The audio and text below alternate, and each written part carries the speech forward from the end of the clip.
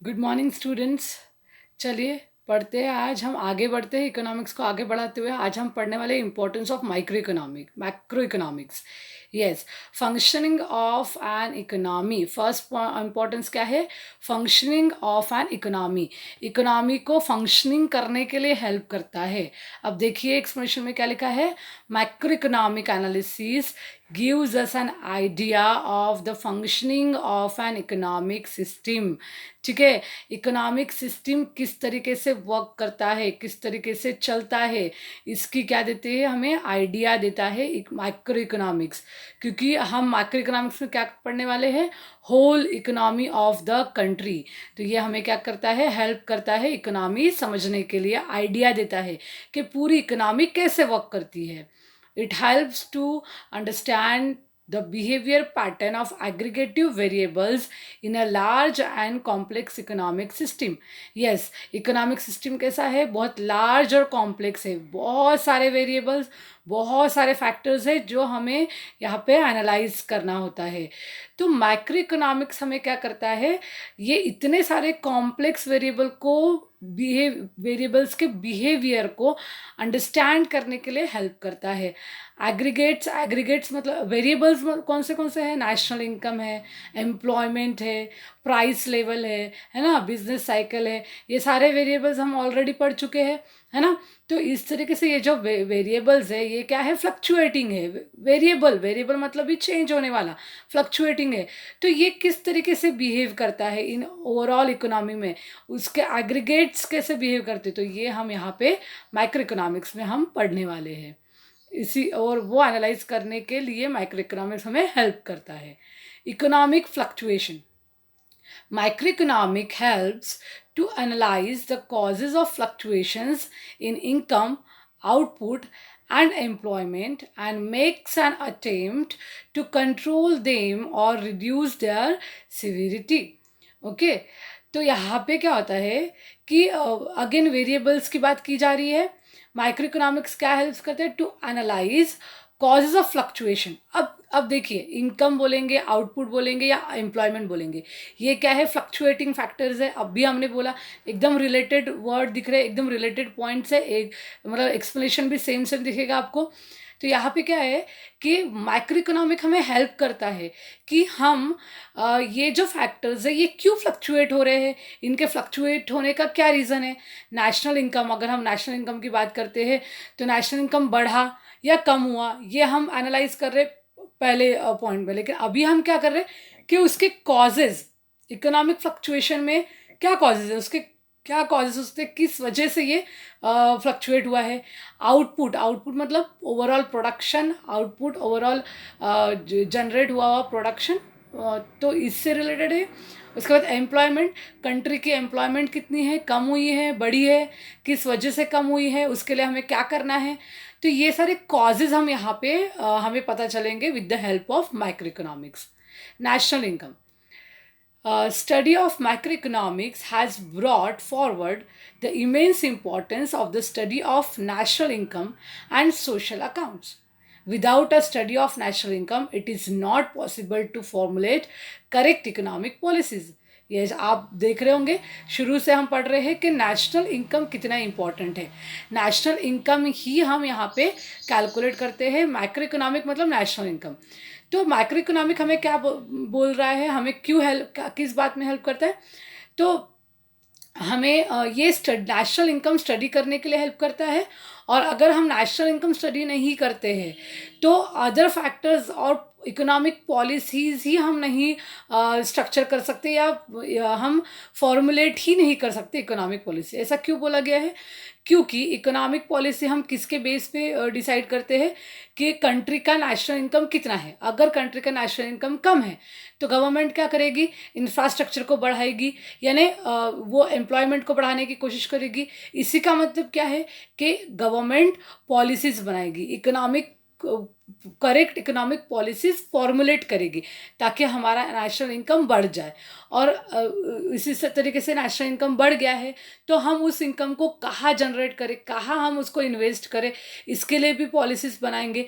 जैसे कि जो स्मॉल इंडस्ट्रीज़ है उसको बढ़ाने की कोशिश करेंगे, उनको फंड्स देंगे, उससे क्या होगा, एम्प्लॉयमेंट जनरेट होगा। इंफ्रास्ट्रक्चर डेवलप करेंगे, उससे एम्प्लॉयमेंट जनरेट होगा। तो it's all on depend on national income. National income को स्टडी करना बहुत ज़रूरी है। उसी से क्या होगा, इकोनॉमिक की पॉलिसीज हम फॉर्मुलेट कर पाएंगे, करेक्ट पॉलिसीज हम बना पाएंगे, और इसी से क्या होगा, डेवलपमेंट होगा। अब नेक्स्ट आप देखिए, डेवलपमेंट ही दिया हुआ है, economic development. Advance studies in micro economics helps to understand the problems of developing countries such as poverty, inequalities of income and wealth, differences in the standards of living of the people, etc. It suggests important steps to achieve economic development. यहाँ आप देख सकते हैं क्या बोल रहा है, advance studies in micro economics helps to understand the problems of developing country, है ना। माइक्रो इकोनॉमिक्स क्या करता है देखेंगे, हम माइक्रो इकोनॉमिक्स का क्यों पढ़ रहे हैं, क्योंकि इकोनॉमिक की डेवलपमेंट चाहिए हमें, इकोनॉमिक डेवलपमेंट चाहिए। इकोनॉमिक डेवलपमेंट मतलब क्या, कि कंट्री में जो इंफ्रास्ट्रक्चर है या कंट्री में जो भी वर्क चल रहा है उसको इम्प्रूव करना, बढ़ाना। तो क्या बढ़ाना है, जैसे पावर्टी है तो गरीबी हटाना है, ये सबसे पहला मेन ऑब्जेक्टिव होता है डेवलपिंग कंट्रीज़ का। Then inequality of the income, inequality, सबका इनकम कैसा है, डिफरेंट डिफरेंट है, तो कैसे सबका इनकम बढ़े ताकि नेशन की भी इनकम बढ़ जाए। वेल्थ, है ना, वेल्थ बहुत इंपॉर्टेंट है। किसी भी कंट्री की वेल्थ अगर अच्छी है तो कंट्री क्या कहलाती है, डेवलप कंट्री कहलाती है। तो वेल्थ कैसे बढ़ेगी, ऑब्वियस है, हर बार वही मतलब हर वही बातें आ रही हैं कि इंफ्रास्ट्रक्चर को डेवलप करेंगे, कंट्री के जो भी प्रोजेक्ट्स है उसको डेवलप करेंगे ताकि एम्प्लॉयमेंट जनरेट हो, एम्प्लॉयमेंट जनरेट होने से इनकम बढ़ेगा, लोगों का स्टैंडर्ड ऑफ लिविंग बढ़ेगा। तो जो डिफरेंस आ रहा है स्टैंडर्ड ऑफ लिविंग में वो क्रिएट होगा, वो बढ़ेगा। तो इस तरीके से क्या होगा, तो माइक्रो इकोनॉमिक्स क्या करता है, ये सारी बातें अंडरस्टैंड करने के लिए हेल्प करता है, हमें सजेस्ट करता है कि ये इकोनॉमिक डेवलपमेंट हम कैसे अचीव कर सकते हैं। इसके लिए वो क्या करता है, सजेशंस भी प्रोवाइड करता है। Performance of an economy, yes, performance मतलब क्या है कि हम जो भी काम कर रहे हैं क्या उसमें इम्प्रूवमेंट है क्या, उसे क्या बोलते हैं हम परफॉर्मेंस। हम क्या परफॉर्म कर रहे हैं, हमने माइक्रो इकोनॉमिक्स से पढ़ लिया, तो अब हमें इस परफॉर्मेंस को एनालाइज करना है। तो माइक्रो इकोनॉमिक्स क्या करता है, इस परफॉर्मेंस को एनालाइज करने के लिए हेल्प करता है। चलिए पढ़ते हैं क्या दिया है। Micro economics helps us to analyse the performance of an economy. National income estimates are used to measure the performance of an economy over time by comparing the production of goods and services in one period with that of another period, है ना। अब देखेंगे performance हम कैसे analyse करेंगे। Performance analyse करने से होता क्या है कि हम सही वर्क कर रहे हैं या नहीं कर रहे हैं, हमारा जो भी प्लान है वो प्रॉपर चल रहा है या नहीं चल रहा है, ये पता चलेगा।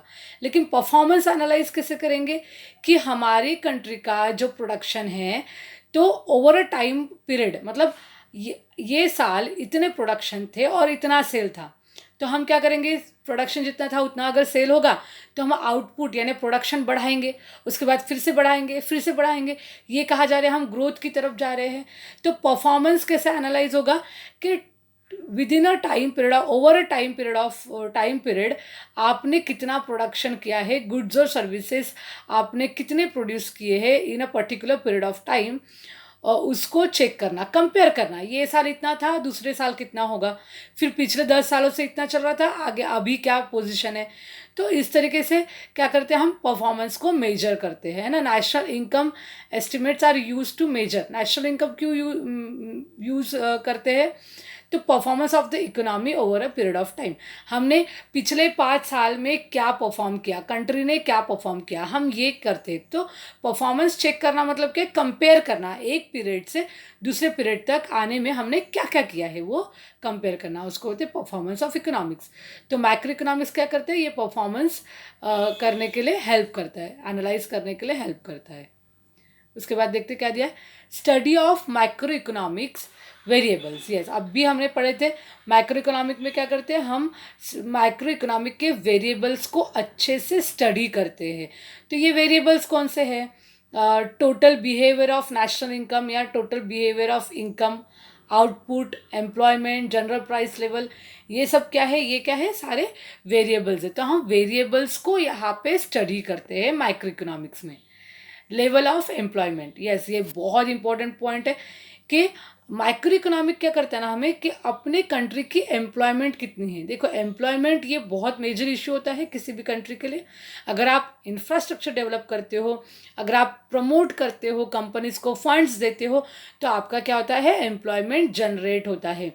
तो लेवल ऑफ एम्प्लॉयमेंट कितना है, general level of employment and output in in an economy, ये स्टडी करने का काम कौन करता है, micro economy. Micro economics help करता है हमें कि ये सारी स्टडी की जाए। तो इस तरीके से क्या है, इंपॉर्टेंस ऑफ माइक्रो इकोनॉमिक्स है। माइक्रो इकोनॉमिक्स में और माइक्रो यानी पूरे फर्स्ट चैप्टर में आपको सारी चीज़ें टेक्निकल लगेगी, मैकेनिकल लगेगी, लेकिन ये है ही ऐसे। आपको एक बात बता दूं, आगे के जो चैप्टर्स है उसमें हम ये सारी चीज़ें डिटेल में पढ़ने वाले हैं कि एक्चुअल में हम करने क्या वाले हैं। तो अब मुझे ऐसा लगता है कि आप ये जब पूरा चैप्टर पढ़ लेंगे, मतलब सारा सब्जेक्ट पढ़ लेंगे, तो आपको फर्स्ट चैप्टर और ज़्यादा इजीली समझ में आएगा कि फर्स्ट चैप्टर में बोलना क्या चाहता था। तो इस तरीके से क्या है, ये माइक्रो और माइक्रो इकोनॉमिक्स की थ्योरी है। तो अभी हम नेक्स्ट लेक्चर में क्या पढ़ने वाले हैं, नेक्स्ट चैप्टर, न्यू चैप्टर पढ़ेंगे। तो आज इतना ही। Thank you so much.